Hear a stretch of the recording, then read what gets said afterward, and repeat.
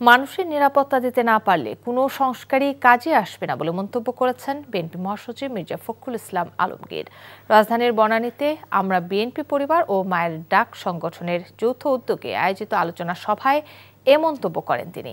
বলেন, গুমের শিকারদের ফিরিয়ে দিতে না পারলেও তাদের সন্তানদের দায়িত্ব নিতে হবে সবার। এছাড়া গুম কমিশনের আশানুরূপ অগ্রগতি হয়নি উল্লেখ করে মির্জা ফখরুল বলেন, ক্ষমতায় গেলে গুমের শিকার পরিবারের সদস্যদের পুনর্বাসনের চেষ্টা করবে বিএনপি।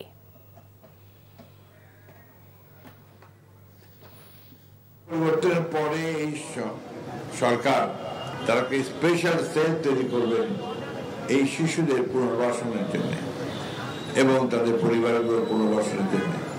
তো দুঃখের কথা, আমরা দেখেছি যে সেই ঘটনাগুলো, সেই কাজটি ঘটেনি।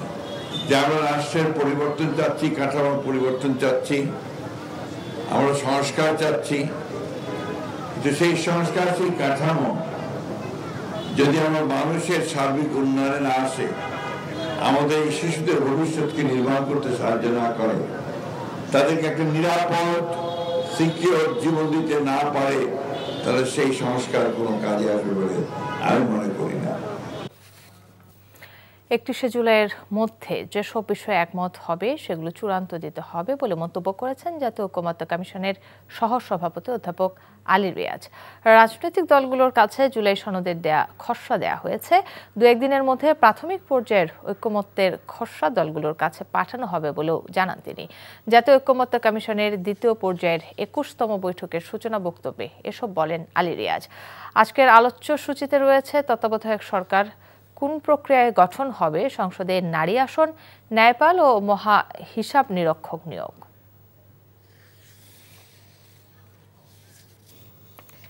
দীর্ঘ 159 দিন পর খুলনা প্রকৌশল ও প্রযুক্তি বিশ্ববিদ্যালয়ে আজ থেকে ক্লাস শুরু হয়েছে। শিক্ষার্থীরা শিক্ষা কার্যক্রমে অংশ নিয়েছেন। তার আগে শিক্ষক সমিতির সাধারণ সম্পাদক অধ্যাপক ডক্টর মোহাম্মদ ফারুক হোসেন জানান, নবনিযুক্ত উপাচার্যের আশ্বাসে তাদের কর্মবিরতি 21 দিনের জন্য স্থগিত করা হয়েছে। এর আগে নতুন উপাচার্য অধ্যাপক ডক্টর মোহাম্মদ মাকসুদ হেলালি শিক্ষক শিক্ষার্থী সহ বিভিন্ন পক্ষের সঙ্গে আলোচনার শেষে সোমবার বিশ্ববিদ্যালয়ের রেজিস্ট্রারের পক্ষ থেকে ক্লাস শুরুর বিজ্ঞপ্তি প্রকাশ করা হয়। ছাত্র রাজনীতি বন্ধের দাবি নিয়ে দ্বন্দ্বের জেরে গত 18 ফেব্রুয়ারি কুয়েটে ছাত্র দল ও বহিরাগতদের সংঘর্ষের জেরে একাডেমিক কার্যক্রম বন্ধ হয়। বগুড়ায় রাজনৈতিক প্রতিহিংসার শিকার শহীদ চান্দু স্টেডিয়াম। গত 17 বছরে আন্তর্জাতিক মানের এই স্টেডিয়াম ধ্বংসে কোনো কিছুতেই ছাড় দেয়নি বিগত স্বৈরাচার আওয়ামী লীগ সরকার। স্টেডিয়ামের সকল উপকরণ খুলে নেয়ার পাশাপাশি সেখানে যাতায়াতের প্রধান সড়ক বানিয়েছে ময়লার ভাগাড়। খানাখন্দকে ভরা সড়ক ও ময়লার দুর্গন্ধে অতিষ্ঠ বাসিন্দা ও পথচারীরা। পৌরসভার বছরের পর বছর ধর্ণা দিয়েও কোনো সুরাহা হয়নি। এতে ক্ষোভ প্রকাশ করেন বগুড়াবাসী। বগুড়া থেকে আতিকুর রহমান সোহাগের পাঠানো রিপোর্ট, ক্যামেরায় ছিলেন এমদাদুল হক। বিএনপি সরকার ক্ষমতায় আসার পর চেয়ারপারসন বেগম খালেদা জিয়ার কনিষ্ঠ পুত্র আরাফাত রহমান কোকর নিজস্ব তত্ত্বাবধানে 18,000 দর্শক ধারণ ক্ষমতা সম্পন্ন শহীদ চান্দু স্টেডিয়াম 2004 সালের 7 ফেব্রুয়ারি আনুষ্ঠানিকভাবে উদ্বোধন করা হয়। আন্তর্জাতিক স্টেডিয়ামের স্বীকৃতি পাওয়ার পর 5টি ওয়ানডে ও একটি টেস্ট ম্যাচ অনুষ্ঠিত হয় এখানে। এরপর স্বৈরাচার আওয়ামী সরকার ক্ষমতায় আসার পর আর কোনো ম্যাচ হয়নি এখানে। এমনকি স্টেডিয়ামের সমস্ত সরঞ্জাম খুলে নিয়ে যাওয়া হয়। প্রথমে শুরুতে দেখছি আমরা ফ্লাড লাইট খুলে নেয়, এটা করে নেয়, ওটা নেয়, লাস্টে শেষ অবধি এই স্টেডিয়ামের মূল সড়ক এই ময়লা ভাগাড় পরিণত করা হয়। ইন্টারন্যাশনাল মানের খেলোয়াড় যারা আসবেন তারা কিভাবে এই রাস্তা দিয়ে আসবেন, এটা আসলে এখন আমাদের খুবই একটা চিন্তার বিষয়। স্টেডিয়ামের পাশেই রয়েছে কৃষি গবেষণা কেন্দ্র, যেখানে মাঠ পর্যায়ে গবেষণা করা হয়। কিন্তু সড়কের এই ময়লার ভাগাড়ের কারণে পরিবেশ দূষণ করছে ও গবেষণায় শতভাগ সফলতা আসছে না বলে অভিযোগ কর্মকর্তাদের। এখান থেকে যে দুর্গন্ধ এবং ময়লা পানি বের হয়, তাতে গবেষণা প্লটের মারাত্মক ক্ষতি হচ্ছে। গবেষণার কোনো কার্যক্রম করা যাচ্ছে না। এই সড়কের আশপাশে রয়েছে কয়েকটি শিক্ষা প্রতিষ্ঠানও। রাস্তার খানাখন্দে চলাচলের যেমন অসুবিধা হচ্ছে, তেমনি ময়লার গন্ধে ব্যাহত হচ্ছে শিক্ষার্থীদের পাঠদানও। বেশি প্রবলেম হচ্ছে এখানে দুইটা স্কুল আছে, স্কুলের স্টুডেন্টদের বেশি সমস্যা হয়ে থাকে। বিশেষ করে বর্ষাকালে যখন বৃষ্টির পানি হয়, এই পানিগুলো আমাদের স্কুল পর্যন্ত ঢুকে যায়, যে কারণে বাচ্চারা এখানে ঠিকমতো ক্লাসে আসতে পারে না। অনেক সময় দেখা যায় বাচ্চারা খুবভাবে অসুস্থ হয়ে থাকে। পৌরসভার বর্তমান প্রশাসক জানান, অতি দ্রুত এখানকার ময়লা অপসারণ ও সড়ক সংস্কার করে পূর্বের অবস্থা ফিরিয়ে আনা হবে। তো কাজটা শুরু হলো, এই ময়লাটা আসলে আমাদের সেকেন্ডারি যে ময়লা ফেলার স্টেশন আছে ওখানে চলে যাবে। আমি আমার নির্বাহী প্রকৌশলীকে বলে দিচ্ছি যে উনি যেন অতি দ্রুত একটি প্রাক্কলন তৈরি করে এবং দ্রুত যেন টেন্ডারে যায়, যাতে করে অতি দ্রুত রাস্তাটা মেরামত হয়ে যায়। এখানে বসবাসকৃত সাধারণ মানুষের দুর্ভোগে যেন শেষ নেই। দুর্গন্ধে বসবাসের অযোগ্য পরিবেশের কারণে এই আবাসিক এলাকায় ভাড়াটিয়েও আসতে চান না। বাতাসের উৎকট গন্ধে ভারী হয়ে থাকে পরিবেশ। এ অবস্থার দ্রুত পরিবর্তন চান এলাকাবাসী। NTV news desk. যুক্তরাষ্ট্রের সাথে গোপন অর্থনৈতিক চুক্তি বাংলাদেশের সার্বভৌমত্বকে ক্ষুণ্ণ করতে পারে বলে উদ্বেগ জানিয়েছে চীন। যে কোনো পরিস্থিতিতে চীন বিশ্বস্ত বন্ধুর মতো বাংলাদেশের পাশে থাকবে জানিয়ে ঢাকায় নিযুক্ত চীনা রাষ্ট্রদূত ইয়া ওয়েন বলেন, মাইলস্টোন স্কুলে বিমান দুর্ঘটনার তদন্তে সহযোগিতা করবে তার দেশ। বিগত সরকারের বাধার কারণে বিএনপি জামায়াতের নেতারা চীন সফর করতে পারেনি বলেও জানান তিনি। সকালে রাজধানীর জাতীয় প্রেসক্লাবে এক অনুষ্ঠানে এসব কথা বলেন তিনি। রিপোর্টে জানাচ্ছেন শফি মাহমুদ সাগর। কূটনৈতিক সাংবাদিকদের সংগঠন ডিক্যাব আয়োজিত ডিক্যাব টকের এবছরের তৃতীয় পর্বে প্রধান অতিথি চীনের রাষ্ট্রদূত ইয়া ওয়েন। অনুষ্ঠানের শুরুতে মাইলস্টোন স্কুল ট্র্যাজেডিতে হতাহতদের স্মরণে 1 মিনিট নীরবতা পালন করা হয়। ক্ষতিগ্রস্তদের প্রতি সমবেদনা জানিয়ে রাষ্ট্রদূত বলেন, এই দুর্ঘটনার স্বচ্ছ তদন্তে সহযোগিতা করবে চীন। বিমান দুর্ঘটনায় আমরা গভীরভাবে ব্যথিত।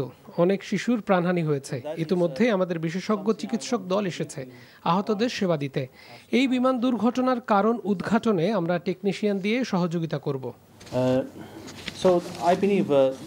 যুক্তরাষ্ট্রের আকস্মিক ট্যারিফ নীতির ফলে বিশ্বজুড়েই অর্থনৈতিক স্থিতিশীলতা ব্যাহত হয়েছে মন্তব্য করে চীনা রাষ্ট্রদূত বলেন, চাপে পড়ে কোনো চুক্তিতে গেলে তা বাংলাদেশের অর্থনৈতিক ও সার্বভৌমত্বের জন্য ঝুঁকির কারণ হতে পারে। যুক্তরাষ্ট্রের পাল্টা শুল্কারোপ নীতি পুরো বিশ্বের বাণিজ্যকে থমকে দিয়েছে। বাংলাদেশও এই নীতির ভুক্তভোগী।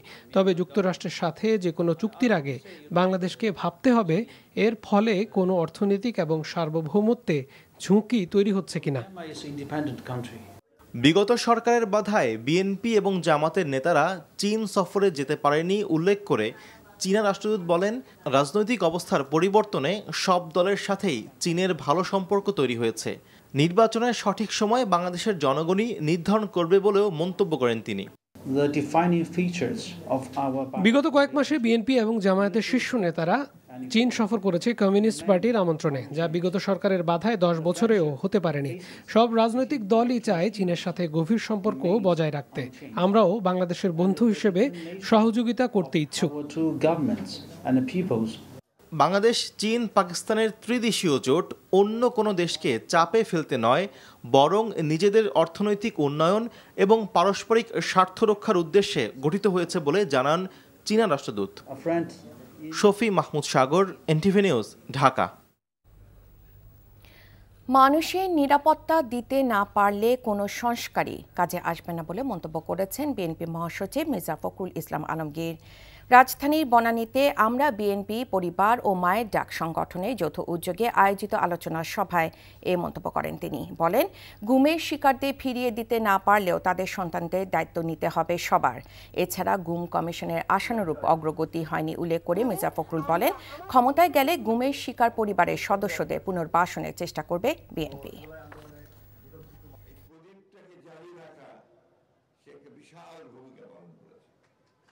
আমরা আশা করেছিলাম যে এই পরিবর্তনের পরে এই সরকার তারা স্পেশাল সেল তৈরি করবেন এই শিশুদের পুনর্বাসনের জন্য এবং তাদের পরিবারগুলো পুনর্বাসনের জন্য।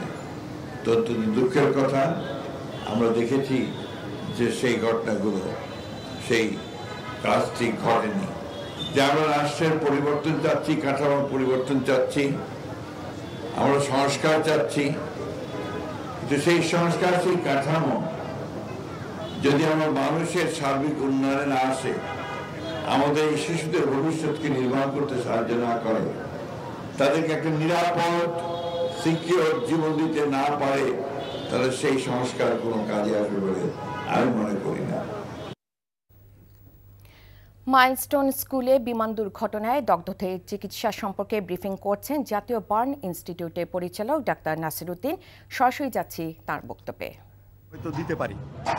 আমাদের আইসিইউতে 3 জন আছে এবং একজনই শুধু ভেন্টিলেটরে, গতকাল যেটা ছিল একই।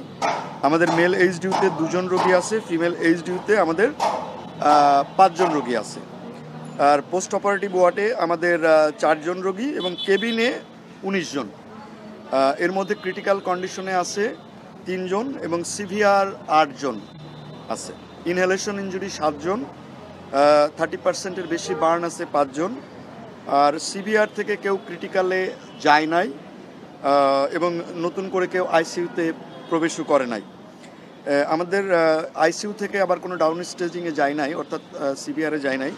তবে একজন পেশেন্ট আমাদের সিভিয়ার ক্যাটাগরি থেকে ইন্টারমিডিয়েট ক্যাটাগরিতে গেছে, যে কারণে গতকাল 9 জন সিভিয়ার ছিল, আজকে সেটা 8 জন। অর্থাৎ আমাদের আজকের খবর যেটা আমরা যদি সংক্ষেপে বলি যে আমাদের স্বস্তির খবর যেটা আমাদের কোনো পেশেন্ট আমরা আর হারাই নাই। আর একই সঙ্গে আমাদের একজন রোগী একটু উন্নতির দিকে, সিভিয়ার ক্যাটাগরি থেকে ইন্টারমিডিয়েট। তবে আমি আগেও যেভাবে আপনাদের বলেছি যে ক্রিটিক্যাল থেকে সিভিয়ার, সিভিয়ার থেকে ইন্টারমিডিয়েট, আবার উল্টা দিকেও আসলে যে কোনো সময় ঘটতে পারে। আমরা আপনাদেরকে যা যা ঘটছে প্রতিদিন আমরা একেবারে সঠিক তথ্য দেবার জন্য এই কথাগুলো বলছি। এতক্ষণ দেখছিলাম জাতীয় বার্ন ইনস্টিটিউটে পরিচালকের ব্রিফিংয়ের অংশবিশেষ।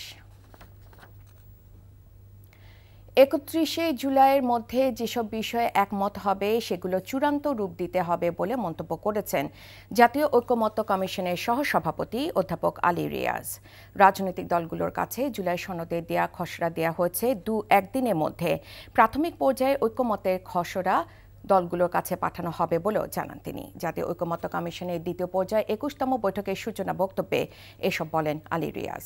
আজকের আলোচ্য সূচিতে রয়েছে তত্ত্বাবধায়ক সরকার কোন প্রক্রিয়ায় গঠন হবে, সংসদের নারী আসন, ন্যায়পাল ও মহা হিসাব নিরীক্ষক নিয়োগ।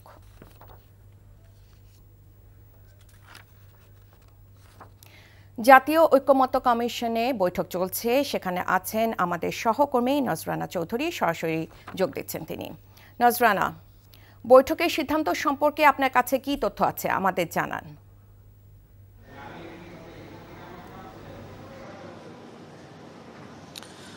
রাইকা, এই বৈঠকটি কিন্তু আজকে শুরু হয়েছে 11:30টার কিছু পরে, এখন তো 2টার বেশি বাজে। তো এখন পর্যন্ত কিন্তু আলোচনা চলছে।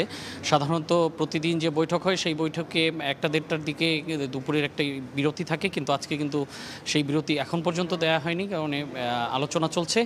এখন পর্যন্ত যা খবর যে তত্ত্বাবধায়ক সরকার ব্যবস্থা কিভাবে, তত্ত্বাবধায়ক সরকার কিভাবে গঠিত হবে সেটি নিয়ে আলোচনা চলছে। শুরুতে এটি নিয়েই আলোচনা শুরু হয়েছিল, এখনও সেটি নিয়েই আলোচনা চলছে। তার মানে এখন পর্যন্ত এই বিষয়ে রাজনৈতিক দলগুলো একমত হতে পারেননি যে এটির গঠন প্রক্রিয়া কিভাবে হবে। তো প্রাথমিকভাবে সিদ্ধান্ত এটি হয়েছে যে এটি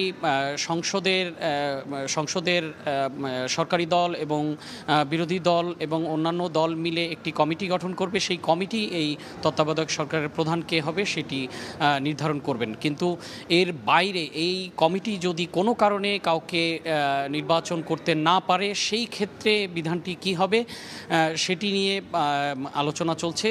সেটিতে এখন কমিশনের পক্ষ থেকে এক ধরনের প্রস্তাব দেওয়া হয়েছে, অন্যান্য রাজনৈতিক দলগুলোর পক্ষ থেকেও কিছু প্রস্তাব দেওয়া হয়েছে, বিএনপির পক্ষ থেকে প্রস্তাব দেওয়া হয়েছে যে পূর্ববর্তী যে ব্যবস্থাটি ছিল ত্রয়োদশ সংশোধনীর মাধ্যমে যেটি এসেছিল যে সদ্য সাবেক প্রধান বিচারপতি সেই পদটিতে যাবেন, সেটির একটি অপশন রাখার কথা বিএনপির পক্ষ থেকে বলা হয়েছে। কিন্তু অন্যান্য দলগুলো তো আবার সেটিতে দ্বিমত পোষণ করছেন। তো এই একটা জটিলতা তৈরি হয়েছে, যেটি আসলে সমাধান এখন পর্যন্ত করা যায়নি, সেটি নিয়ে আলোচনা হচ্ছে। তো বিভিন্ন রাজনৈতিক দল তাদের বক্তব্যগুলো তুলে ধরছেন যে কোন প্রস্তাবে কি ধরনের ইতিবাচক দিক আছে, কি নেতিবাচক প্রভাব আসতে পারে, সেই জায়গাটায় তারা একমত হতে পারছেন না। তো আমরা হয়তো বৈঠকের বিরতিতে আসলে আমরা হয়তো জানাতে পারবো যে কোন জায়গাটায় আলোচনা আছে এখন পর্যন্ত। রাইকা, জানছিলাম জাতীয় ঐকমত্য কমিশনের খবর। মওলানা ভাসানীর আদর্শকে ধারণ করে এনসিপি নতুন বাংলাদেশ গড়তে চায় বলে জানিয়েছেন জাতীয় নাগরিক পার্টির আহ্বায়ক নাহিদ ইসলাম। এনসিপি জুলাই পদযাত্রার অংশ হিসেবে দুপুরে টাঙ্গাইল শহীদ মিনারে পথসভায় তিনি একথা বলেন। নাহিদ বলেন, এনসিপি একটি স্বনির্ভর বাংলাদেশ দেখতে চায়, যেখানে কৃষকদের ন্যায্য মূল্য নিশ্চিত করা হবে। এর আগে জেলা সদরে শামসুল হক তোরণ থেকে পদযাত্রা শুরু হয়ে শহরের বিভিন্ন স্থান প্রদক্ষিণ করে। সকালে জুলাইয়ের শহীদ পরিবারের সাথে কথা বলেন এনসিপির নেতারা। টাঙ্গাইল কর্মসূচি শেষে গাজীপুরের উদ্দেশ্যে রওনা করেন নেতারা।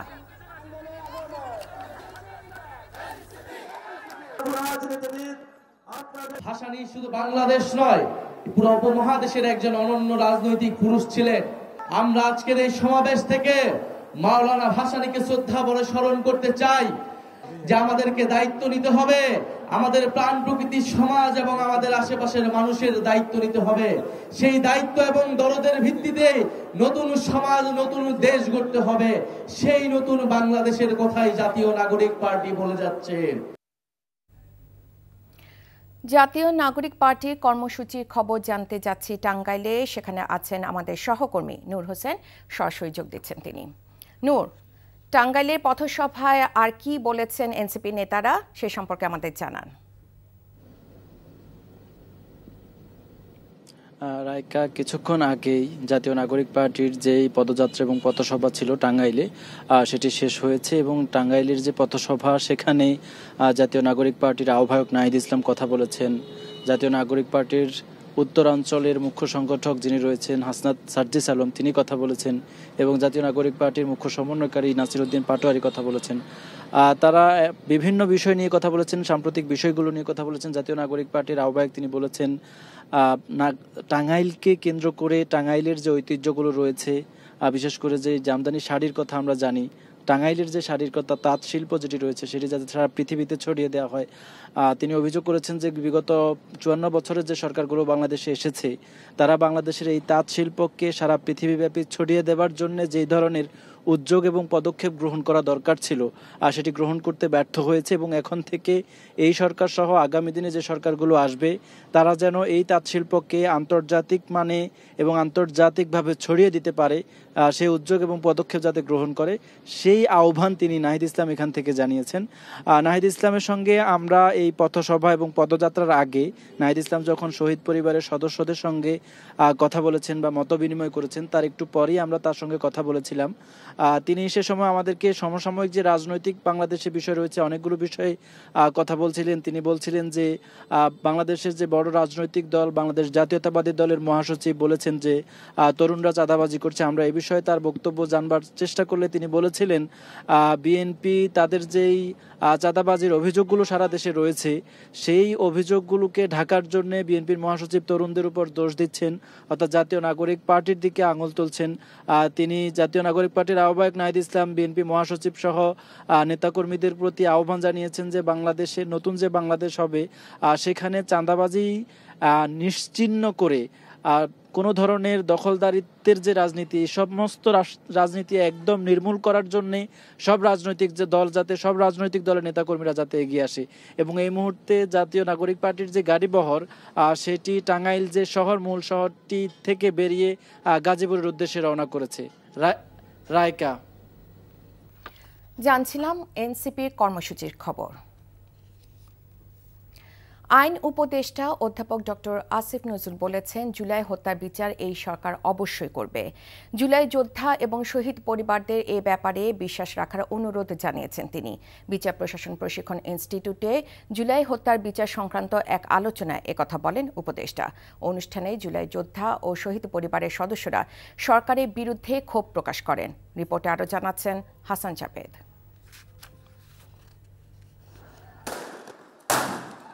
জুলাই আগস্ট আন্দোলনে সহস্রাধিক মানুষ হত্যার শিকার হন। এরপর এই হত্যার বিচার চেয়ে ভিন্ন সময় তাদের পরিবারের সদস্যরা রাজপথে নামেন। বিচার কাজের ধীরগতি নিয়ে ক্ষোভ প্রকাশ করে আসছেন জুলাই যোদ্ধা ও শহীদ পরিবারের সদস্যরা। জুলাই হত্যার বিচার শীর্ষক এই সেমিনারেও শহীদ পরিবারের সদস্যরা অন্তর্বর্তী সরকারের উপর ক্ষোভ প্রকাশ করেন। যাদের রক্তের উপর দাঁড়িয়ে উনি আজকে প্রধান উপদেষ্টা, এবং অপ্রিয় সত্যি হলেও বলবো, উনার 1000 কোটি টাকা ট্যাক্স মাফ করে নিয়েছেন। উনি অলরেডি 6 মাসের দণ্ডিত আসামি ছিলেন, সেটা মাফ করে নিয়েছেন। উনি অনেকগুলো প্রতিষ্ঠানের পারমিশন নিয়েছেন আমাদের সন্তানদের রক্তের উপর দাঁড়িয়ে। এখন আমাদের মুখোমুখি হতেও উনি ভয় পায় কেন? আন্তর্জাতিক অপরাধ ট্রাইব্যুনালের চিফ প্রসিকিউটর জানালেন, ইতিমধ্যে 4টি মামলার বিচার কাজ চলছে। নিয়ম অনুযায়ী যতটুকু সময় নেওয়া দরকার তাই হচ্ছে এবং ন্যায় বিচার করতে তারা বদ্ধপরিকর। আইন উপদেষ্টাও বিচার প্রার্থীদের একটু ধৈর্য ধারণ করার অনুরোধ জানান। আপনাদের খালি একটা জিনিস বলি, আপনারা মনে রেখেন এই বিচার নিয়ে আপনাদের হতাশ হওয়ার কিছু নাই। এবং আমি বিশ্বাস করি আদালতের স্বাধীনতা আমাদের রক্ষা করতে হবে। বলতে পারি না যে আমি অবশ্যই হবে, বলতে পারি না, বাট আমি বিশ্বাস করি যে এই প্রক্রিয়ায় বিচার এগোচ্ছে। ইনশাআল্লাহ আমাদের সরকারের আমলে আপনারা কাঙ্ক্ষিত যেই মামলাগুলোর রায় চাচ্ছেন সেগুলি পাবেন ইনশাআল্লাহ। উপদেষ্টা রেজওয়ানা হাসান বললেন, বিচার অবশ্যই করতে হবে, তবে মামলা বা গ্রেফতার বাণিজ্য যেন না হয় সেদিকে খেয়াল রাখতে হবে। আমরা এখনো গ্রেফতার বাণিজ্য, মামলা বাণিজ্য এই সমস্ত শব্দ থেকে মুক্তি পেলাম না। তো এগুলো এখনো চলছে। এইগুলো একটা রাজনৈতিক কালচার না বদলালে বদলাবে না। এটা যদি আপনি ঠিকও করে দিয়ে যান, কিন্তু রাজনৈতিক কালচার যদি না বদলায়, রাজনীতি যদি বিচারটাকে নিজের মধ্যে ধারণ না করে, তাহলে এই পরিবর্তন আসলে কখনো প্রাতিষ্ঠানিক হবে না। অনুষ্ঠানে অন্যান্য বক্তারা এই সরকারের নানা ব্যর্থতার কথা তুলে ধরে আরও দায়িত্বশীল হয়ে কাজ করার আহ্বান জানান। Hasan Javed, NTV news, Dhaka. জুলাই গণ অভ্যুত্থানে প্রথম শহীদ আবু সাইদ হত্যা মামলায় আসামি পক্ষের অভিযোগ গঠনের শুনানি আগামীকাল পর্যন্ত মুলতবি করেছে ট্রাইব্যুনাল। এই মামলায় গ্রেফতারকৃত আসামি রংপুর বেগম রোকেয়া বিশ্ববিদ্যালয়ের সাবেক প্রক্টর শরীফুল ইসলাম, পুলিশে এএসআই আমির হোসেন, কনস্টেবল সুজন চন্দ্র রায় ও ছাত্রলীগ নেতা ইমরান চৌধুরীকে আজ ট্রাইব্যুনালে হাজির করা হয়। 3 আসামির পক্ষে তাদের আইনজীবীরা বক্তব্য রাখেন। মামলায় মোট আসামি করা হয়েছে 30 জনকে। 24 জনকে পলাতক ঘোষণা করে বিচার কাজ শুরু করে আন্তর্জাতিক অপরাধ ট্রাইব্যুনাল 2।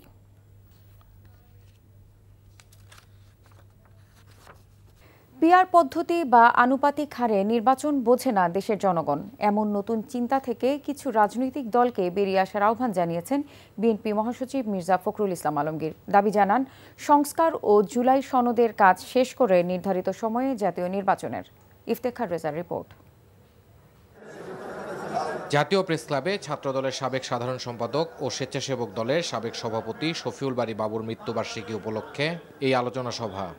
প্রধান উপদেষ্টা ডক্টর মোহাম্মদ ইউনূসের সাথে বিএনপির ভারপ্রাপ্ত চেয়ারম্যান তারেক রহমানের লন্ডন বৈঠকের আলোকে নির্বাচনের ব্যবস্থা করার আহ্বান জানান বিএনপি মহাসচিব মির্জা ফখরুল। অবিলম্বে সংস্কারগুলো শেষ করুন, অবিলম্বে এই যে একটা সনদ ঘোষণা, সেই সনদও ঘোষণা করুন।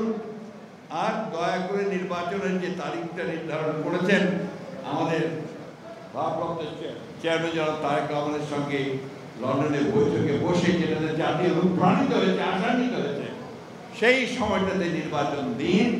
সম্প্রতি কিছু রাজনৈতিক দলের সংখ্যানুপাতিক নির্বাচন চাওয়ার প্রসঙ্গ টেনে মির্জা ফখরুল বলেন, পিআর বা সংখ্যানুপাতিক নির্বাচন একটি জটিল প্রক্রিয়া।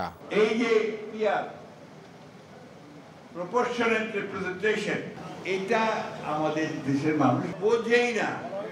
তারা বলে পিআর কি জিনিস ভাই?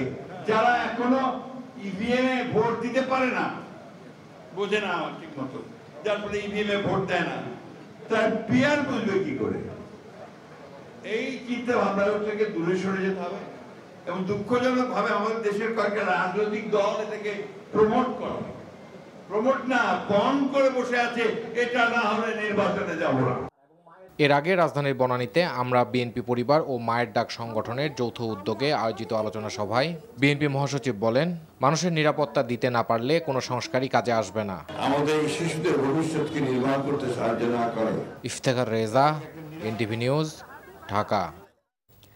বিগত ৪৮ বছরের মধ্যে এ বছরে দেশের আমদানি রপ্তানি খাতে সর্বোচ্চ পরিমাণ পণ্য জাহাজে উঠানামার রেকর্ড করেছে চট্টগ্রাম বন্দর।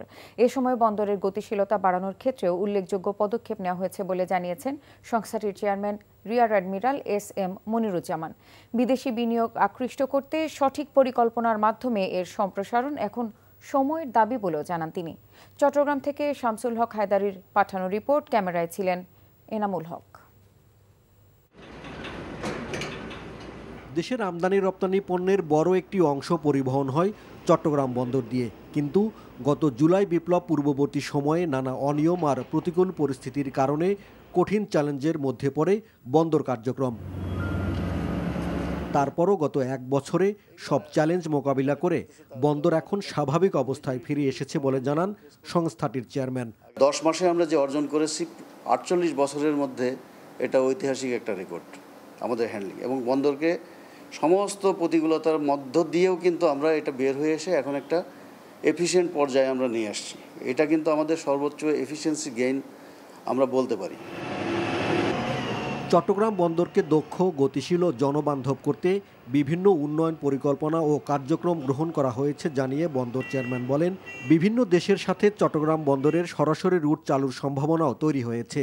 এই সম্ভাবনাকে কাজে লাগিয়ে বিদেশি বিনিয়োগের স্বার্থে বন্দরের সক্ষমতা বাড়ানো জরুরি। বন্দরের সক্ষমতা যদি না বাড়ে, বন্দরের এফিসিয়েন্সি যদি না অর্জন করা যায়, তাহলে কিন্তু আপনার এখানে ফরেন ইনভেস্টমেন্ট আসবে না। দেশে রাজনৈতিক স্থিতিশীলতা আসলে খুব কম সময়ে চট্টগ্রাম বন্দর বিশ্বের উন্নত বন্দরের কাতারেই উন্নীত হবে বলে জানান বন্দর কর্তৃপক্ষের চেয়ারম্যান। NTV news desk. রাজধানীর উত্তরায় মাইলস্টোন স্কুল অ্যান্ড কলেজে বিমান বিধ্বস্তের ঘটনায় শহীদ শায়ান ইউসুফের এবং লামিয়ার কবর জিয়ারত ও শ্রদ্ধা জানিয়েছে বিমান বাহিনী। দুপুরে লক্ষ্মীপুর সদর উপজেলার বশিকপুর গ্রামে শায়ানের কবরে বিমান বাহিনী প্রধানের পক্ষে শ্রদ্ধা জানান চট্টগ্রাম জহুরুল হক বিমান ঘাঁটির উইং কমান্ডার রেজাউল হকের নেতৃত্বে প্রতিনিধি দল। এ সময় শহীদ শায়ানের বাবা মাইলস্টোন কলেজ শাখার রসায়ন বিভাগের সহকারী অধ্যাপক AFM ইউসুফ উপস্থিত ছিলেন। এদিকে সাভারে বিরুলিয়ার বিমান বাহিনী প্রধানের পক্ষ থেকে wing commander Abdul Baten milestone স্কুলে বিমান দুর্ঘটনায় নিহত লামিয়ার সমাধিতে শ্রদ্ধা নিবেদন করেন। এ সময় শহীদ লামিয়ার বাবা বাবুল হোসেন উপস্থিত ছিলেন। অপরদিকে বিমান বিধ্বস্তের ঘটনায় শরীয়তপুরের 2 শিক্ষার্থীর কবর জিয়ারত ও শ্রদ্ধা নিবেদন করেছে বিমান বাহিনীর প্রধানের পক্ষে বীর উত্তম AK খন্দকার ঘাটির উইং কমান্ডার আলামিনের নেতৃত্বে একটি প্রতিনিধি দল। কুমিল্লার ব্যবসায়ী ইউসুফ ভুইয়া টিপু হত্যা মামলায় 2 জনকে যাবজ্জীবন এবং 6 জনকে 10 বছর করে সশ্রম কারাদণ্ড দিয়েছে আদালত। কুমিল্লার অতিরিক্ত জেলা ও দায়রা জজ চতুর্থ আদালতের বিচারক সাব্বির মাহমুদ চৌধুরী এ রায় দেন। যাবজ্জীবনপ্রাপ্ত আসামিরা হলেন ফেনীর সোনাগাজীর মেহেদি হাসান জামশেদ ও শহীদুল ইসলাম মাসুদ। 2009 সালে 14 গ্রামে নিজ বাড়ির পাশে ডাকাতদের গুলিতে নিহত হন ব্যবসায়ী ইউসুফ ভুইয়া। এ ঘটনায় নিহতের বাবা মোহাম্মদ আলী থানায় মামলা করেন। এদিকে নওগাঁর নিয়ামতপুর উপজেলায় যৌতুকের দাবিতে স্ত্রীকে হত্যার দায়ে স্বামীর মৃত্যুদণ্ড এবং ফরিদপুরে শিশুকে ধর্ষণের দায়ে এক ব্যক্তিকে যাবজ্জীবন কারাদণ্ড দিয়েছে আদালত। পাবনায় সরকারি এডওয়ার্ড কলেজের অবসরপ্রাপ্ত শিক্ষক জওহরলাল বসাক তুলসীর উপর হামলার বিচার দাবিতে মানববন্ধন কর্মসূচি পালন করেছে জেলা যুবদল, স্বেচ্ছাসেবক ও ছাত্রদলের নেতাকর্মীরা। সকালে প্রেস ক্লাবের সামনে মানববন্ধন কর্মসূচিতে বক্তারা বলেন, জওহরলাল বসাক তুলসী পাবনার সর্বজন শ্রদ্ধেয় শিক্ষক। তার উপর সন্ত্রাসী হামলা কোনোভাবে মেনে নেওয়া যায় না। ঘটনার 2 দিন পার হলেও পুলিশ হামলার সাথে জড়িত কাউকে আটক করতে পারেনি। অবিলম্বে ঘটনার সাথে জড়িতদের গ্রেফতার না করলে কঠোর আন্দোলনের হুঁশিয়ারি দেন বক্তারা। গত রোববার শহরের কালাচাঁদপাড়া এলাকায় নিজ বাড়িতে প্রবীণ শিক্ষক অধ্যাপক জওহরলাল বসাক তুলসীকে কুপিয়ে গুরুতর আহত করে দুর্বৃত্তরা। প্রধান উপদেষ্টা অধ্যাপক ডক্টর মোহাম্মদ ইউনূস বলেছেন, প্রলেপ দেয়া পরিবর্তন নয়, দেশকে নতুন করে গড়তে প্রয়োজন গভীরতম সংস্কার, অন্যথায় স্বৈরাচার আবারও ফিরে আসতে পারে। জাতিসংঘের জুলাই স্মরণ অনুষ্ঠানে তিনি একথা বলেন। দেশটা আমরা গড়তে চাই, এটা মুখের ভাষার একতা না, যেটা বললাম বলে গেলাম ওরকম না, একেবারে নতুন করে বানিয়ে আনতে হবে। এটা উপরই প্রলেপ দেওয়ার পরিবর্তন না, গভীরতম ভাবে পরিবর্তন।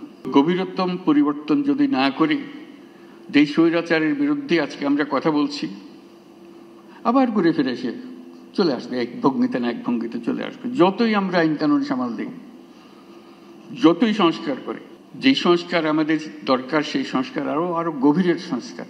জাতির ভেতরে এমন কিছু রয়ে গেছে যেটা যত শাস্তি দিই, যত কিছু দিই, ওটা বোধহয় ওটার বীজ বোধহয় আমাদের মধ্যে থেকে যাবে। এই বীজ থেকে আমরা কিভাবে মুক্তি পাই, আমাদের চ্যালেঞ্জের বিষয়। এটা কয়েকটা কাগজের সংস্কার না, এটা মনের গভীরতর জায়গার সংস্কার। তত্ত্বাবধায়ক সরকার গঠনে জাতীয় ঐকমত্য কমিশনের পক্ষ থেকে যে নতুন প্রস্তাব দেওয়া হয়েছে তা নিয়ে এনসিপি ও জামাত একমত হলেও বিএনপি এতে একমত হতে পারেনি। আজ দিনভর বৈঠকের পরও এ বিষয়ে রাজনৈতিক দলগুলোর মধ্যে কোনো সমঝোতা হয়নি। আর জুলাই সনদে স্বাক্ষর করতে বিএনপি একমত থাকলেও মৌলিক সংস্কারের সকল বিষয় এই সনদে সন্নিবেশ না করা হলে তাতে এনসিপি স্বাক্ষর নাও করতে পারে বলে জানিয়েছেন দলটির সদস্য সচিব আক্তার হোসেন। দেখুন নজরানা চৌধুরীর রিপোর্ট। তত্ত্বাবধায়ক সরকারের প্রধান নির্বাচনে সংসদ নেতা, বিরোধী দলীয় নেতা, স্পিকার, বিরোধী দল থেকে নির্বাচিত ডেপুটি স্পিকার এবং দ্বিতীয় প্রধান বিরোধী দলের প্রতিনিধির সমন্বয়ে একটি কমিটি গঠনের বিষয়ে সকল রাজনৈতিক দল একমত হয়েছে আগেই। কিন্তু এই কমিটি যদি সিদ্ধান্ত নিতে না পারে সেক্ষেত্রে দুজন বিচারপতিকে অন্তর্ভুক্ত করার নতুন প্রস্তাব দেওয়া হয়েছে জাতীয় ঐকমত্য কমিশনের পক্ষ থেকে। মঙ্গলবার বৈঠকের শুরুতেই কমিশন এই প্রস্তাব দেয়, কিন্তু এনসিপি এবং জামায়াতে ইসলামী এই প্রস্তাবে রাজি হলেও বিচার বিভাগকে এই প্রক্রিয়ায় অন্তর্ভুক্ত করাটা সমীচীন হবে না বলে তাতে দ্বিমত পোষণ করে বিএনপি। জুডিশিয়ারিকে বাইরে রেখে যতটা সম্ভব আমরা যদি এই সম্মতিটা আনতে পারি, জাতীয় ঐকমত্য আনতে পারি, তাহলে ভালো। কিন্তু এখানে আলোচনায় এটা এখনো পর্যন্ত ঐকমত্যে পৌঁছানো যায় নাই। আমাদের সেই জায়গাতে দ্বিমত আছে। পুরো হাউসে একমত অ্যাকসেপ্ট বিএনপি পার্লামেন্টে চলে যায়, তাহলে এটা একেবারে অসম্ভব হবে, কারণ পার্লামেন্টের 3-4টা দল থাকবে। একমত হয়ে সেখানে ডিসিশন নেওয়া এটা খুব ডিফিকাল্ট হবে এবং একটা অনিশ্চয়তার দিকে আমরা চলে যাব। তত্ত্বাবধায়ক সরকারের ইস্যুটা আমাদের এই ফোরামেই পুরোপুরিভাবে সেটেল করে ফেলা প্রয়োজন। সেটাকে পরবর্তী কোনো ফোরামের জন্য রেখে দেওয়া গোটা থেকে একটা অশনি সংকেত তৈরি করতে পারে। ঐকমত্য কমিশনের 700-র বেশি প্রস্তাবের মধ্যে 650-র বেশি প্রস্তাবে বিএনপি একমত পোষণ করেছে বলে জানান সালাউদ্দিন আহমেদ। 31 জুলাইয়ের মধ্যে জুলাই সনদ স্বাক্ষরের দাবিও জানান তিনি। আর সংস্কার প্রক্রিয়ার মৌলিক সব বিষয় এই সনদে অন্তর্ভুক্ত না করা হলে তাতে এনসিপি স্বাক্ষর নাও করতে পারে বলে জানিয়েছেন দলটির সদস্য সচিব। তারা সনদের মধ্যে কোনটা কোনটা আনবে এটা আমাদেরকে এখনো দেয় নাই। আমার মনে হয় সব কিছু আলোচিত হয়েছে। এখন যে সমস্ত বিষয়গুলোতে ঐকমত্য আসতে পারে নাই সবাই, সেই বিষয়গুলো রিপিটেডলি আলোচনা হচ্ছে। এমন কোনো বিষয় নাই যেটা আলোচিত হয় নাই। মৌলিক সংস্কারের প্রত্যেকটা বিষয়ই যেন জুলাই সনদে অন্তর্ভুক্ত হয়, সেটাই আমাদের দাবি। যদি কোনো বিষয়কে অনুল্লেখ করে বাদ দিয়ে জুলাই ঘোষণাপত্র প্রণয়ন করা হয়, সেক্ষেত্রে সেই জুলাই সনদে আমরা স্বাক্ষর করব কিনা সেটা অবশ্যই বিবেচনাধীন। সংবিধানের মৌলিক পরিবর্তনগুলোর আইনি ভিত্তি দেওয়ার জন্য অধ্যাদেশ জারি অথবা গণভোট দেওয়ার দাবি জানিয়েছে জামায়াতে ইসলামী। এটার একটা আইনি ভিত্তি দিতে হবে এবং এটার জন্য আমাদের আইদার, আমি যেটা বলছি, অধ্যাদেশ অর গণভোট, এই দুটো হচ্ছে আমাদের প্রস্তাবনা। তবে নির্বাচিত সরকারকে দুর্বল করে দিবে এমন সংস্কার বিএনপির পক্ষে মেনে নেওয়া সম্ভব নয় বলেও জানান বিএনপির স্থায়ী কমিটির সদস্য সালাউদ্দিন আহমেদ। Nazrana Chowdhury, NTV news, Dhaka. 9 সেপ্টেম্বর অনুষ্ঠিত হচ্ছে ঢাকা বিশ্ববিদ্যালয় কেন্দ্রীয় ছাত্র সংসদ ডাকসু নির্বাচন। বিকেলে এর সিনেট ভবনে এর তফসিল ঘোষণার মধ্য দিয়ে শিক্ষার্থীদের দীর্ঘ প্রতীক্ষার অবসান হলো। সুষ্ঠু নির্বাচন নিয়ে শঙ্কা থাকলেও প্রশাসনের প্রতি আস্থা রাখতে চান শিক্ষার্থীরা। মেজবাহ হাসানের রিপোর্ট। দীর্ঘ 28 বছর পর সবশেষ 2019 সালে ডাকসু নির্বাচন হলেও স্বৈরাচার আওয়ামী লীগের সহযোগী সংগঠন ছাত্রলীগের দখলদারি, গেস্টরুম নির্যাতন, ট্যাগিং রাজনীতির কারণে গণতান্ত্রিক চর্চার সুযোগ পায়নি সাধারণ শিক্ষার্থীরা। ছাত্র জনতার অভ্যুত্থানে শেখ হাসিনা দেশ ছেড়ে পালিয়ে গেলে বিভিন্ন সময় ডাকসু নিয়ে আলাপ উঠলেও নানা জটিলতায় তা পিছিয়ে যায়। দীর্ঘ অপেক্ষা আর আলাপ আলোচনার পর অবশেষে তফসিল ঘোষণা করল বিশ্ববিদ্যালয় প্রশাসন। মনোনয়নপত্র বিতরণের তারিখ ও সময় 12 আগস্ট 2025 মঙ্গলবার থেকে 18 আগস্ট 2025 সোমবার পর্যন্ত। ভোট গ্রহণের তারিখ ও সময় 9 সেপ্টেম্বর 2025 মঙ্গলবার সকাল 8টা থেকে অপরাহ্ন 3টা পর্যন্ত। ডাকসুর প্রধান রিটার্নিং কর্মকর্তা অধ্যাপক মোহাম্মদ জসিমউদ্দিন জানান, নির্বাচনে থাকবে না কোনো দল বা প্রতীক, নিশ্চিত হবে লেভেল প্লেয়িং ফিল্ড। এটা শুধুমাত্র ঢাকা বিশ্ববিদ্যালয়ের বৈধ ছাত্রদের। কে কোন পার্টি করে, কার কি মার্কা, ডাকসুতে অন্তত সুযোগ নাই বুঝার। আমরা এই পর্যন্ত কোনো ধরনের থ্রেট আমরা অনুভব করি নাই। নিরপেক্ষ ও অংশগ্রহণমূলক নির্বাচন হোক এমনটা জানিয়ে শিক্ষার্থীরা বললেন তাদের প্রত্যাশার কথা। নিজের যে মতামতটা যাকে ইচ্ছা তাকে যে ভোট দিতে পারবে এই সুযোগটা অবশ্যই তৈরি হবে বলে আমি মনে করছি। বিগত সরকার থেকে শিক্ষাটা নেয়, তারা যেন শিক্ষাটা নেয় এবং তারা যেন এমনভাবে কাজগুলো করে সেটা যেন স্টুডেন্ট বান্ধব হয়। ট্যাগিংকে দূরে রেখে শিক্ষক শিক্ষার্থী বান্ধব হয়ে পরিপূর্ণভাবে বিশ্ববিদ্যালয়ের উপকারে আসে এমন রাজনীতি, এমন ডাকসুই আমরা চাই। নতুন করে অধিকার চর্চার সুযোগ যেন কোনোভাবেই নষ্ট না হয় সেদিকে প্রশাসনের নজরদারির আহ্বান শিক্ষার্থীদের। Misbah Hasan, NTV news, Dhaka. জাতীয় নাগরিক পার্টির আহ্বায়ক নাহিদ ইসলাম বলেছেন, বাংলাদেশের প্রতি ইঞ্চি মাটি থেকে মুজিববাদীদের বিতাড়িত করা হবে। বিকেলে গাজীপুরের শ্রীপুর পৌর শহরে এনসিপির জুলাই পদযাত্রা উপলক্ষে পথসভায় নাহিদে কথা বলেন। জুলাই গণঅভ্যুত্থানে শ্রীপুর উপজেলার মাওনার শহীদদের স্মরণ করে এনসিপির আহ্বায়ক বলেন, গাজীপুরে মাওনা ছিল জুলাই গণঅভ্যুত্থানের অন্যতম রণক্ষেত্র, আন্দোলনের অন্যতম হটস্পট। শুধু মাওনাতেই লড়াই করে ১৯ জন শহীদ হয়েছেন। লড়াই এখনো শেষ হয় নাই উল্লেখ করে নাহিদ বলেন, একটি বাংলাদেশের জন্য লড়াই চলমান আছে। আমরা শুনেছি আজকে গাজীপুরে মাথাচাড়া দেওয়ার চেষ্টা করেছে মুজিববাদী সন্ত্রাসীরা। আমরা হুঁশিয়ার দিতে চাই, বাংলাদেশে যতদিন গণঅভ্যুত্থানের শক্তি জীবিত আছে, রাজপথে গণঅভ্যুত্থানের শক্তি সক্রিয় আছে, আওয়ামী লীগ এবং মুজিববাদী শক্তিরা কোথাও দাঁড়াতে পারবে না। গাজীপুর থেকেই প্রতিরোধের ডাক তৈরি হবে। Milestone school and college Diabari ক্যাম্পাসে চলছে শিক্ষা কার্যক্রম শুরুর প্রস্তুতি। আগামী রোববার থেকে ক্লাস শুরু করতে চায় কর্তৃপক্ষ। তবে দুর্ঘটনায় প্রাণ হারানো ক্ষুদে শিক্ষার্থী, শিক্ষক বা অভিভাবকের আর ফেরা হবে না স্কুলে। এমন শোক নিয়েই সামনে এগিয়ে যেতে হবে শিক্ষা প্রতিষ্ঠানটিকে। নাহিদ প্রিন্সের রিপোর্ট।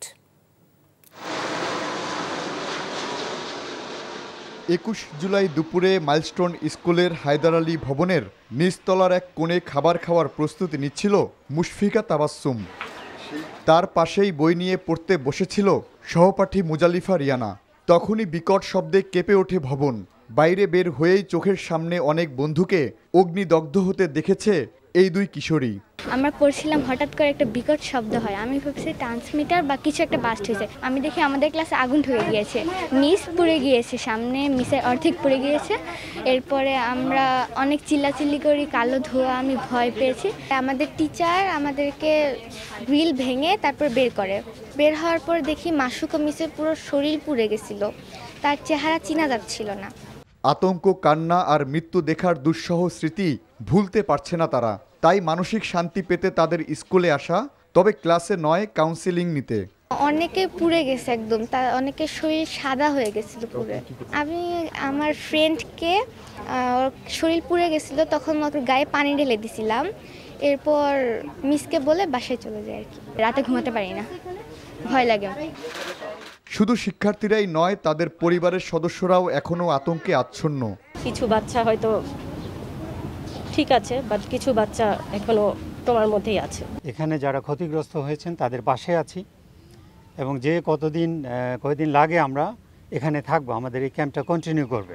পুড়ে যাওয়া গাছগুলোতেও এখনো ফুল ফুটছে, আকাশে উঠছে বিমান, আর স্কুল কর্তৃপক্ষ প্রস্তুতি নিচ্ছে শিক্ষা কার্যক্রম শুরুর। হয়তো কয়েকদিনের মধ্যেই শিক্ষার্থীরা ফিরবে ক্লাসে, কিন্তু যে মানসিক ক্ষত তারা বয়ে বেড়াচ্ছে তা সহজে দূর হবে না। Nahid Prince, NTV news, Dhaka. দীর্ঘ ১১ বছর পর লন্ডনে এনটিভি ইউরোপ কার্যালয় পরিদর্শন করেছেন এনটিভির চেয়ারম্যান মোহাম্মদ মোসাদ্দেক আলী। লন্ডনে তার আগমনকে ঘিরে বাংলাদেশি কমিউনিটিতে অন্যরকম উচ্ছ্বাস তৈরি হয়েছে। দলমত, ধর্মবর্ণ নির্বিশেষে কমিউনিটির নেতৃবৃন্দ ছুটে আসেন এনটিভির লন্ডন স্টুডিওতে। এ সময় তারা মতবিনিময়ের পাশাপাশি এনটিভির কাছে তাদের প্রত্যাশাও তুলে ধরেন।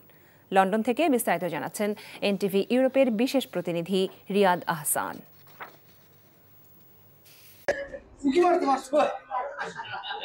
দীর্ঘ প্রায় এক যুগ পরে লন্ডনে এনটিভি চেয়ারম্যানের আগমন উপলক্ষে সোমবার এনটিভি ইউরোপ আয়োজন করে এক মতবিনিময় অনুষ্ঠানের।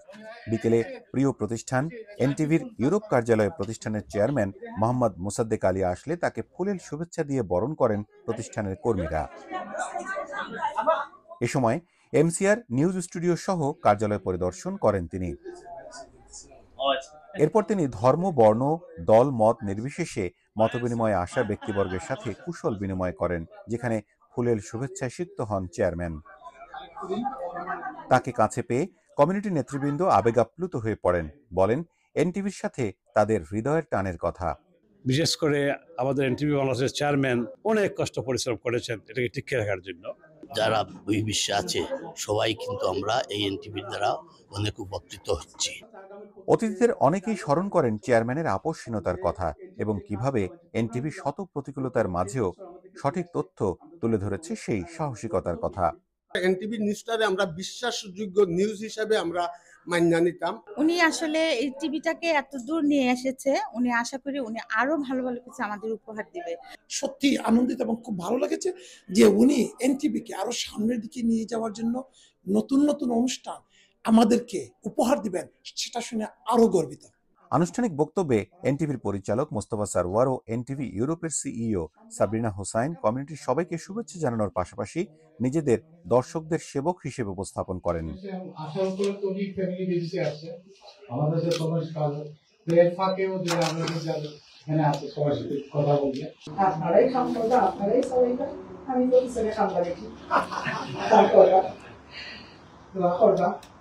আমি দুজন মানুষ স্টেজে দেখলাম, তারা মাথা বাবা পেলেন, তারা কথা বলতে পছন্দ করে না, বাট ওনাদের সাহায্য ছাড়া, ওনাদের ব্লেসিং ছাড়া, ওনাদের সহযোগিতা ছাড়া এনটিভি জানা আমার পক্ষে এগোতে বিশেষ করে। চেয়ারম্যান জানান, সারা পৃথিবীতে এনটিভির অনেক অফিস থাকলেও ঢাকার পরে এনটিভি ইউরোপের স্টুডিওই এত বড় সেটআপের। ঢাকার বাইরে এটি সবচেয়ে বড় স্টেশন এবং এটা সফল হচ্ছে আসলে সাবরিনা বাবুর জন্যই। সত্যি বলতে তারাই করছে। আমাদের ঢাকার বাইরে আমেরিকার চেয়েও বড় স্টেশন আমাদের ইউকেতে। আপনাদের ভালোবাসা চাই, যেভাবে ভালোবাসা পেয়েছি এবং যে ভালোবাসার কারণে আজকে এনটিভি সারা পৃথিবীতে বিশেষ করে ইউরোপেও সুন্দরভাবে আপনাদের ইউকে ইউরোপে কাজ করছে। তিনি অতিথিদের নানা চাওয়া পাওয়ার ব্যাপারে তাদের আশ্বস্ত করে বলেন, বাংলাদেশের বাইরে একমাত্র এনটিভি ইউরোপই আলাদা নিউজ সম্প্রচার করে, যা অতি গুরুত্বেরই বহিঃপ্রকাশ। আপনাদের প্রতি আমাদের যে আরো দায়িত্ব বেড়ে গেল, আমাদের যে কর্তব্য বেড়ে গেল, কিভাবে আমরা আরো আপনাদের পাশে থেকে আপনাদেরকে সার্ভিস দিতে পারি, এই কমিউনিটি সহ বাংলা ভাষাভাষী যারা যেখানে আছে তাদের সহযোগিতা করতে পারি। সকল কাজে মাথায় রাখতে হবে সবার আগে দেশটা আমাদের সবার। এই দেশটার জন্য আমরা সবাই একসাথে কাজ করব। আশা করি ব্যবস্থা নিশ্চয়ই হবে। সরকার বলে আমি চেষ্টা করবো আপনাদের কথা পৌঁছে দেওয়ার জন্য। আর এই অনুরোধ করবো যে আপনাদের মাধ্যমে এই বাংলাদেশের জন্য আমাদের যে দায়িত্ব, যে দেশে আল্লাহ আমাদেরকে জন্মগ্রহণ করিয়েছেন, সেই দেশের জন্য আমাদের সবার দায়িত্ব আছে। আপনারা যার যার অবস্থান থেকে চেষ্টা করবেন দেশের জন্য। সিলেটে ওসমানী আন্তর্জাতিক বিমানবন্দরকে গতিশীল করতে কার্যকর উদ্যোগের ব্যাপারে তিনি সংশ্লিষ্টদের অবহিত করার পাশাপাশি এনটিভি এ ব্যাপারে সোচ্চার হবে বলেও আশ্বস্ত করেন। তিনি কথা দেন, এনটিভি ইউরোপের প্রয়োজনে সিইও সাবরিনা হোসাইন আমন্ত্রণ জানালে তিনি আবারও আসবেন এনটিভি ইউরোপ কার্যালয়ে। Riyad Ahsan, NTV Europe, London, England. এখন থেকে প্রতীকী মূল্যে নয়, পুরো দাম দিয়ে সরকারি সংস্থাকে জমি কিনতে হবে বলে জানিয়েছেন অর্থ উপদেষ্টা ডক্টর সালেহুদ্দিন আহমেদ। জলিল টেক্সটাইল মিলের জমিটা যেটা নিতে চাচ্ছে সেটা আমরা প্রপোজ করেছি যে আমরা ওই যে প্রতীকী মূল্যে দেব না, এখন থেকে প্রতীকী মূল্যটা অ্যাভয়েড করব। যারাই নিতে চায় অর্থ দিয়ে নেবে, কারণ প্রতীকী মূল্য দিলে যারা নিয়ে যায় তারাও ঠিক এটাকে ইউটিলাইজ করা। আর যেখানে 10 একরের জমি দরকার, প্রতীকী মূল্য হলো আমার 100 একর লাগবে, তো এটা আমরা বলেছি দেবো। তাদেরকে ওদেরকে প্রপোজাল আসুক, এটা সে আপনার ফিক্স করা হয়েছে, ওরা দেবে।